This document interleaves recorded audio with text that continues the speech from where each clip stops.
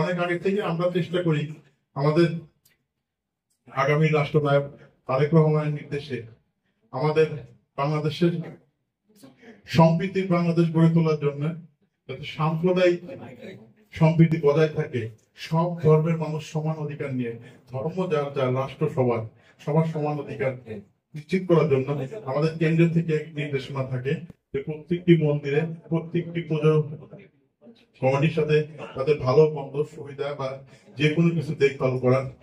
আপনারা জানেন রাজবাড়ী ছোট শহর, শান্তি সম্প্রীতির শহর। ঠিক সেই কারণেই আমি শুধু এই ছোট মানুষ হিসেবে আমার কিছু বন্ধু বান্ধবের সহযোগিতায় তাদের একটু প্রতিটা মন্দিরে ছোট মানুষ হিসেবে পাশে দাঁড়ানোর চিন্তা।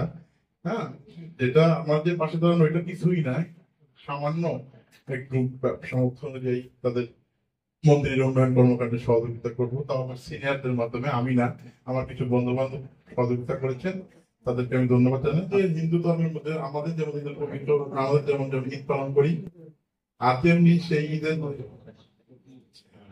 তাদের মধ্যে বড়, সবচেয়ে বড় ধর্মীয় উৎসব, বড় পূজা শারদীয় দুর্গা পূজা। সেই দুর্গা পূজায় সামনে কোথায় 7 তারিখ না 28 তারিখ, 28 তারিখ থেকে শুরু হতে যাচ্ছে। তো আমাদের কেন্দ্রীয় নির্দেশনার পাশাপাশি এইটুকু আমার কিন্তু প্রত্যেকটা মন্দির কমিটি, আমার কিন্তু এই 27টা মন্দির কমিটির সভাপতি, সেক্রেটারি সহ সবার নাম আমি মুখস্থ বলতে পারবো, মোবাইল নাম্বার সহ আমি বলতে পারবো, এইটুকু আমার জানা আছে, যাদের সাথে আমি চলতে পারছি। সেই কারণে আমি চেষ্টা করছি এর আগে কয়েকবার সবসময় কল দেওয়ার মন্দিরে, দাদারা আপনারা বলতে পারবেন, সে হিসেবে আমি ছোট মানুষ হিসেবে আপনারা আমাদের দাদা, কেউ কাকু, কেউ পিতৃতুল্য, কেউ আমাদের মহিলা মাসিরাও আছে, আন্টিরাও আছে, সবাইকে আমার পক্ষ থেকে ধন্যবাদ।